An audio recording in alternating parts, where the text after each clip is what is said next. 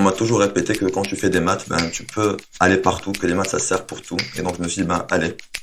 Après ma thèse, donc j'ai vraiment ressenti le besoin de sensibiliser le grand public pour cette maladie. Une personne étrangère en France, il y a toujours ce stress de la carte de séjour.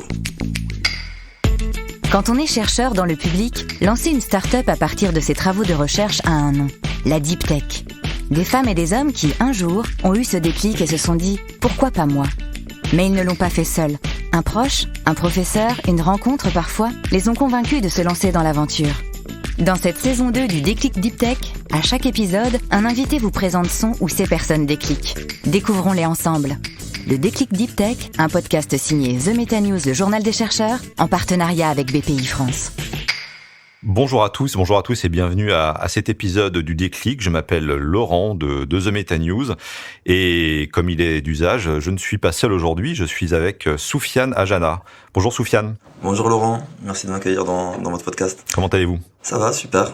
Là en ce moment, tout se passe super bien, donc c'est parfait. Chers auditeurs, comme vous le savez, on se penche sur le parcours d'un chercheur qui a choisi d'entreprendre. Aujourd'hui, c'est Soufiane Ajana. On va retracer son parcours, on va retracer le pourquoi de sa démarche, mais surtout, et vous le savez, avec cette deuxième saison, on va retracer le pour qui il a fait ça.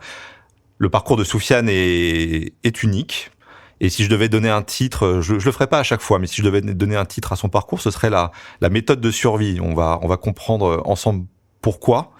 Mais d'abord, on va partir ensemble du départ de Soufiane. Soufiane Ajana, vous êtes né au Maroc.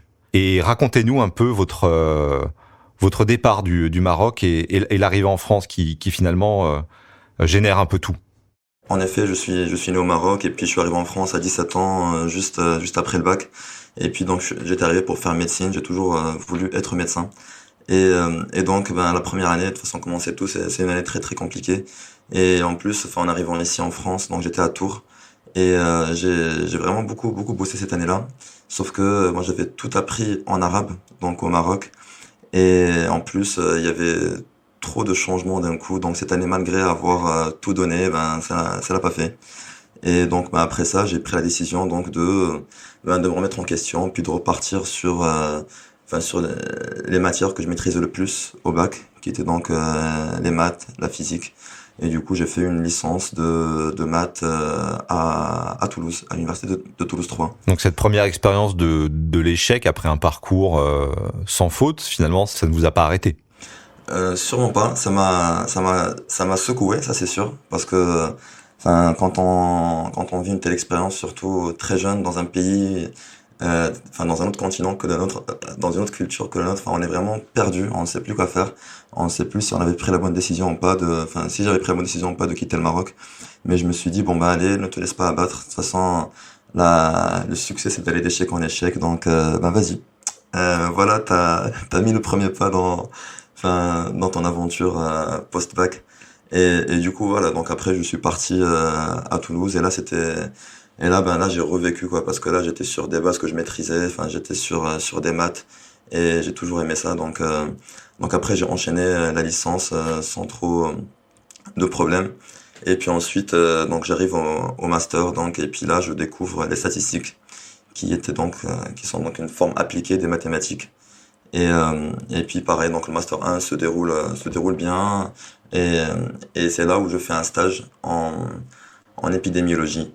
Et c'est là c'est la vraie découverte finalement de cette application des mathématiques, des statistiques que vous aimez, qui s'appelle l'épidémiologie. L'épidémiologie, pour peut-être une petite définition, Soufiane, pour ceux qui nous écoutent, qui sont pas forcément familiers avec le terme. L'épidémiologie, c'est de la médecine et des statistiques un petit peu qui se sont mariées, quoi. Voilà, en fait, pour faire simple, parce que la plupart des personnes, quand on leur parle d'épidémiologie, ils croient que c'est juste concentré autour des épidémies. Mais non, en fait, les épidémies, c'est qu'une partie du domaine traité par un épidémiologiste.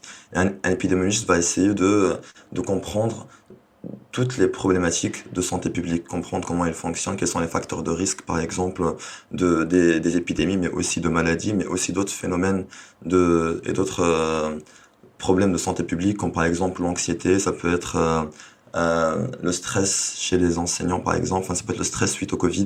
Donc, ce ce sont toutes les problématiques de santé publique. On va essayer de les comprendre et puis après de proposer des interventions in fine pour essayer d'agir dessus et puis voir comment on peut comment on peut trouver une solution pour les résoudre.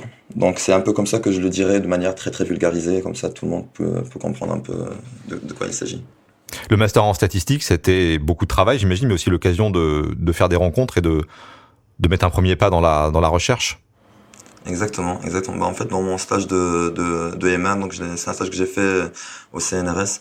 Et pendant ce stage-là, justement, c'était dans un laboratoire d'épidémiologie. Et là, j'étais le statisticien. Enfin, je travaillais avec un thésard en biologie sur la polyarthrite rhumatoïde pour essayer, enfin, justement, de mieux comprendre cette maladie et puis essayer de trouver des traitements pour cette maladie.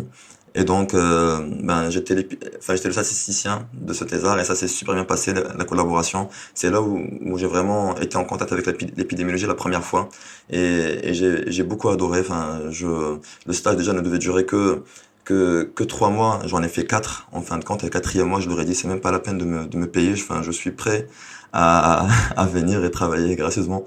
Puis après, j'ai découvert cette épidémiologie et puis j'étais là, est-ce que je peux y aller? Est-ce que je peux postuler? Est-ce que j'ai les capacités pour? Et puis je me suis dit, bon, on m'a toujours répété que quand tu fais des maths, tu peux aller partout, que les maths ça sert pour tout. Et donc je me suis dit, allez, essayons de voir si ça va servir pour l'épidémiologie, si ça va me permettre de faire un tel parcours. Et là, donc, je postule, je suis sélectionné, donc je suis pris dans ce M2. Et là, je me retrouve dans une classe très, très atypique parce que j'étais qu'avec des médecins, pharmaciens, dentistes, moyenne d'âge, je dirais une 40aine d'années. Et donc, c'était hyper intéressant parce que je me rappelle, pour l'anecdote, il y a un moment où la prof de biostat était en train d'écrire une formule pour la vraisemblance. Et là, il y avait une intégrale à un moment, donc elle écrit une intégrale. Et là, il y avait un étudiant justement de ma classe qui lève la main et qui lui dit, Madame, c'est quoi ce signe? Et là, du coup, j'ai compris que je venais vraiment d'un autre monde et qu'il y avait tout à apprendre, mais en ayant un autre point de vue. Et honnêtement, c'était la meilleure année de ma scolarité. Je n'ai jamais séché un seul cours. Et la seule fois où j'ai séché, c'était juste une panne de réveil mais vraiment, c'était hyper passionnant. De l'utilité des maths, surtout quand les autres n'étaient pas forcément aussi forts en maths que vous, quoi. Oui, bien sûr, ils n'avaient pas fait de maths depuis le bac. Enfin, je pense que les médecins, ils font des maths au bac, après peut-être un peu de stats en P1, donc en première année de médecine, mais ensuite, il n'y a plus trop de mathématiques dans leurs études, quoi. Donc je comprends qu'ils oublient à quoi ressemble une intégrale. Et c'est là que vous découvrez, si ma mémoire est bonne, la méthode de survie dont je parlais au début de notre entretien. Vous pouvez nous en dire un mot de cette méthode de survie ? Exactement. Donc en fait, moi, pendant cette année de Master 2 en épidémiologie, on avait des cours de stats, et dans les cours de stats, il y avait cette méthode de survie.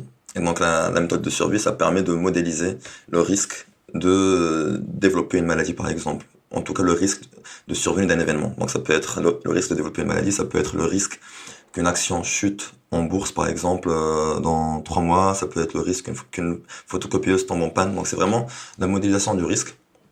Et ça m'avait beaucoup interpellé.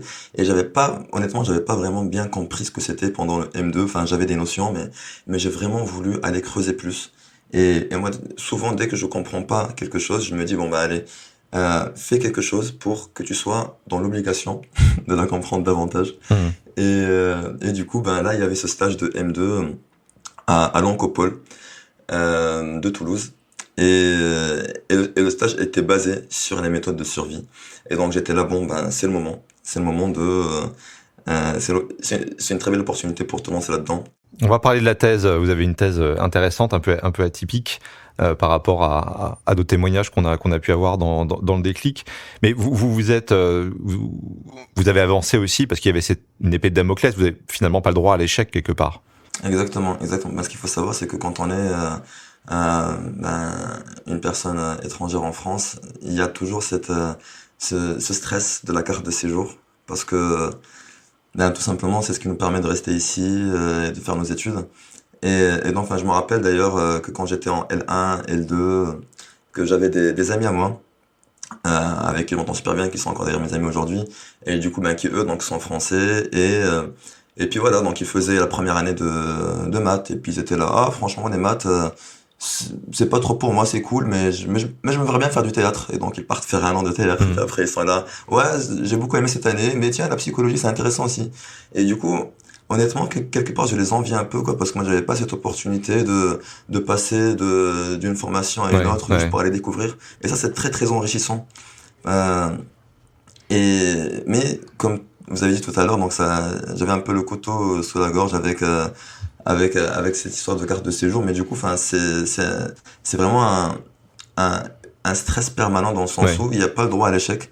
Et donc, tu dois avancer.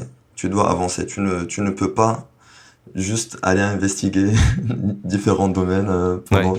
pendant la scolarité. Donc quelque part c'était un mal pour un bien parce que ben maintenant regardez, enfin je suis allé jusqu'au doctorat et quelque part je ne regrette pas d'avoir eu ce petit stress supplémentaire. Donc vous avez aussi connu quelque part la précarité à la française avec des contrats courts, pas forcément renouvelables automatiquement. Ouais, mais bien sûr. Enfin, pendant les 2 ans en tant que biostat, j'ai dû renouveler mon contrat, je sais pas, 6 ou 7 fois. Mhm. Des fois, c'était des contrats de 2 mois. Des fois, je signais le contrat, enfin, vraiment, presque la veille pour le lendemain. Il fallait vraiment s'accrocher. Ouais. Il fallait se dire, bon, ben, là, de toute façon, j'y suis, il faut y aller. Et puis, en fin de compte, tout s'est bien déroulé, tout s'est bien enchaîné. Et puis, j'ai réussi à commencer cette thèse, donc, dans le cadre du programme européen, oui. Et pourtant, après cette thèse, pas question de se lancer dans un postdoc. Vous vouliez autre chose déjà, et cette autre chose, c'était de la recherche translationnelle, comme on dit aujourd'hui, c'est-à-dire faire un petit pas de côté. Dites-nous-en un peu plus sur ce pas de côté que vous avez fait, et après, chers auditeurs, je vous propose d'appeler la personne déclic par qui finalement tout est arrivé. Ouais, exactement. Ben, euh, je vais pouvoir peut-être prendre des choses par un autre angle, parce que enfin cette aventure entrepreneuriale, elle a déjà un peu commencé pendant la thèse, et c'est pour ça, enfin vraiment que j'encourage énormément les personnes à postuler pour des programmes européens. Nous, enfin par exemple moi, je faisais partie d'un consortium européen, donc on était 14 équipes de recherche et d'industriels réparties sur toute l'Europe. Et donc on allait chez les uns et les autres pour se présenter nos travaux. Et dans ce programme européen, il y avait tout un work package, donc toute une unité qui était dédiée à l'entrepreneuriat. Et donc ils nous ont proposé justement des modules de formation dans le cadre, enfin dans le cadre de l'entrepreneuriat pour nous sensibiliser déjà à ce parcours alternatif et qui n'est pas le parcours principal pour un chercheur. Et donc déjà l'idée a commencé à à prendre À son sens, germer, enfin, ouais. Mhm. voilà, germer un peu dans ma tête à ce moment-là.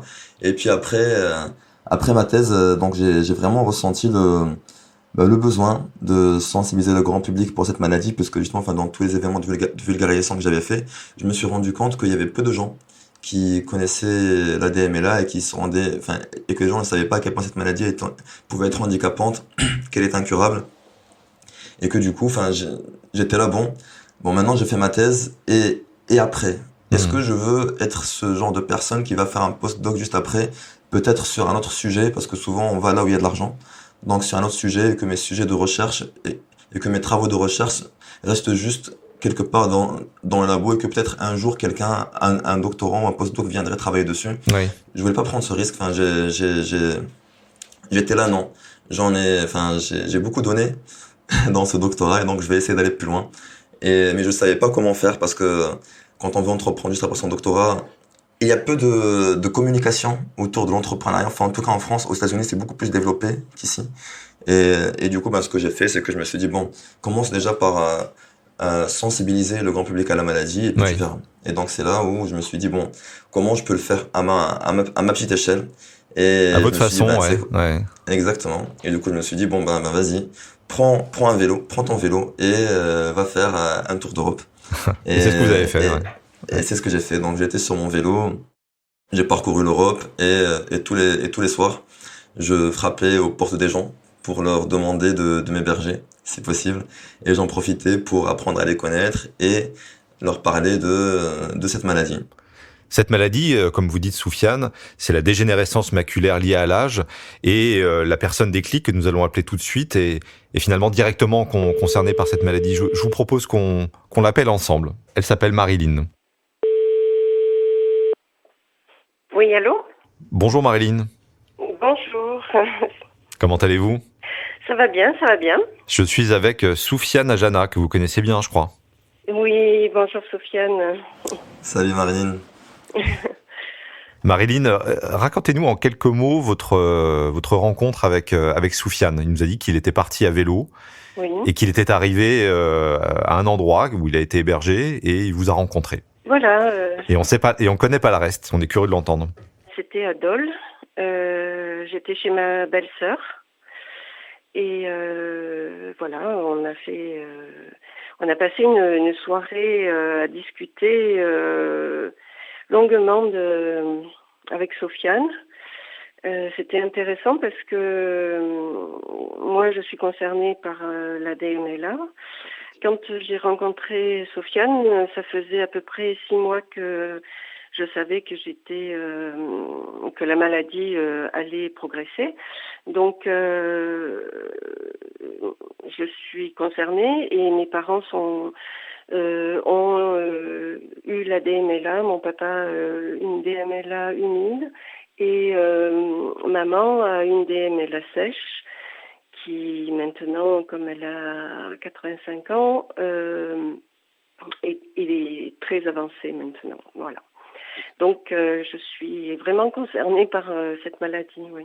Et Soufiane, quand vous discutez avec Marilyn donc de ce sujet, ça incarne un petit peu ce sujet de thèse? Oui, exactement, parce que peut-être qu'on a pas eu l'occasion de le dire tout à l'heure, mais donc ma thèse portait sur la DMLA et donc de mettre en place un modèle de prédiction qui permettait de prédire le risque des personnes de progresser vers les stades avancés de la maladie. Et donc, en plus, également, je suis personnellement concerné par cette maladie puisque j'ai aussi la DMLA dans la famille. Et là, le fait, en fait, de rencontrer Marilyn à travers ce voyage à vélo, c'était très, très révélateur parce que justement, nous avons passé beaucoup, beaucoup de temps à discuter ensemble. Et c'est là où j'ai vu à quel point ça l'handicapait vraiment dans ses Dans son dans sa quotidien, routine. ouais. Voilà, elle me racontait que tout était difficile et puis pour ses parents qui avaient des stades beaucoup plus avancés que le sien, que c'était totalement vraiment invivable.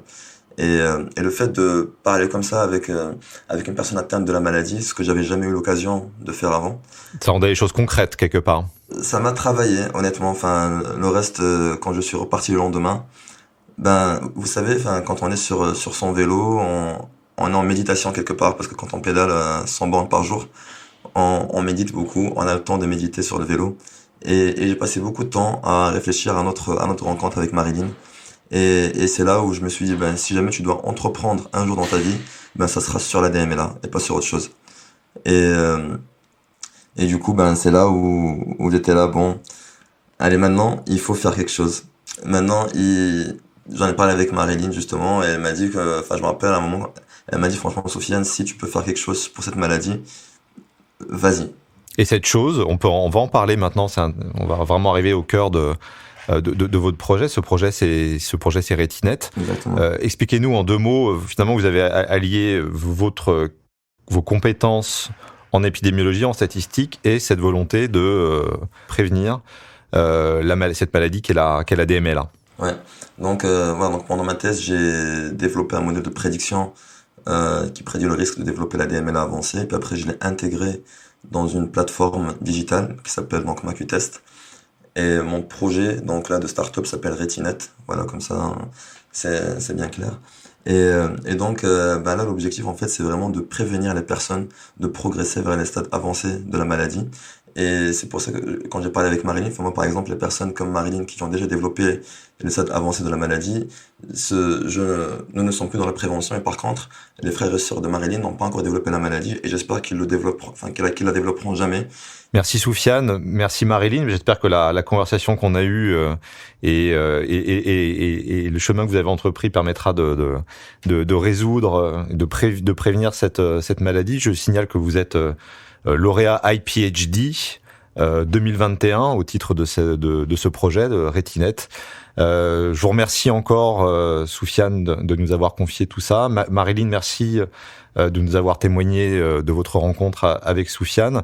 Merci à vous de nous avoir écoutés. Vous vouliez ajouter quelque chose, Marilyn, peut-être? Allez-y. Oui, je voudrais dire que, comme dans toutes les maladies qui n'ont pas encore de traitement efficace, je parle de traitements médicamenteux ou chirurgicaux, le travail de Sofiane, c'est quand même super important et il faut insister sur la prévention et la prévention aussi de ce régime alimentaire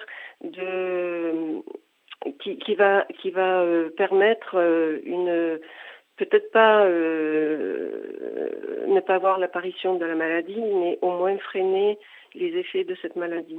Ne pas l'avoir arrivé ou l'avoir arrivé plus tard, c'est effectivement tout l'objet de la prévention. Merci Marilyn, à vous, merci de vos témoignages, merci Soufiane de nous avoir confié votre parcours en toute franchise, je dois l'avouer, et merci à nos auditeurs de nous avoir écoutés.